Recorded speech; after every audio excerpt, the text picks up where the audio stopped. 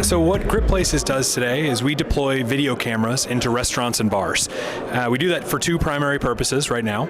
The first of which is that we will actually take clips of the live experience at a bar, or restaurant, in the dining room, the bar area, wherever they want to place the cameras, and we'll take clips of that experience, blur the faces in the video to protect consumer privacy, and we push that clip into a consumer-facing mobile app. So what that does for the businesses is it actually gives people, consumers, a brand new way to discover where they should go with a given period of time that they have. Obviously, folks like myself, I have a 15-month-old daughter. I'm not going out to crowded places. I want to find places that are a little bit more subdued. Grip helps me to do that as a consumer, and I try places that I never otherwise would.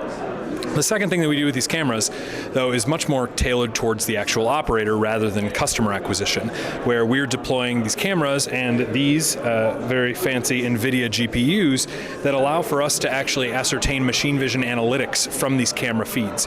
So with the cameras on site, and we happen to have an example here, what we can detect is things like consumer demographics. I can tell if you're male or female, your approximate age. I can also tell really interesting things like your emotional sentiment. So I can tell if your customers are happy, sad, angry, distraught, calm, etc.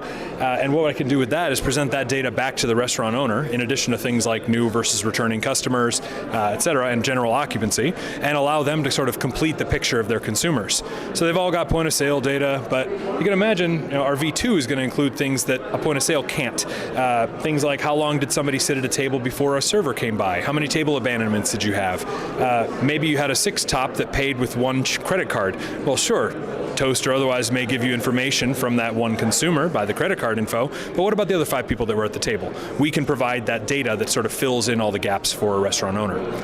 But long term, if I've got 10 more seconds, is what we really want to do is provide an opportunity for the restaurateur to benefit from much larger companies' ad spend. So if I'm a local Irish pub, I serve a lot of Guinness, for instance. Guinness targets customers that are various demographics, right? Maybe they want to push their new Guinness Blonde to females aged 25 to 35. Well, with our cameras, we can actually tell, our system automatically can tell where those people are. If they're in a location and we have the demographic that a customer wants, I can run an ephemeral promotion in our consumer app that gets pushed on a very, very short time series to a very, very specific geofence location that will allow for those consumers who Guinness wants to target to try their product. No longer does Guinness have to push product and move it around. They don't have to worry about doing things like advertising and wasting a ton of money on Facebook.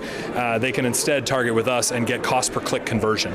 And finally, we can actually allow for these consumers to return emotional sentiment back to these brands. So imagine Guinness wanted to target the age of women, but all of them showed a disgusted, maybe bitter face after trying the beverage. But men aged 51 to 60, a demographic they didn't even think to target, really showed that they liked it. So we can provide market research-based data back to these brands as well.